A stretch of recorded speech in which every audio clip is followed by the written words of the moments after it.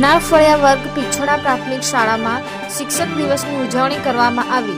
5મી September 2024 ગુરુવારના રોજ સંજેલી તાલુકામાં આવેલી નાળફળિયા વર્ગ પિછોડા પ્રાથમિક શાળામાં શિક્ષક દિવસની ઉજવણી કરવામાં આવી હતી।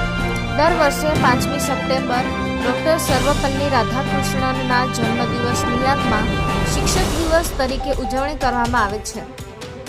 શાળાના આચાર્ય શિક્ષક શ્રી મોહનભાઈ તડવીએ શિક્ષક દિવસની ઉજવણીના ઇતિહાસ અને મહત્વ વિશે સુંદર માહિતી આપી હતી।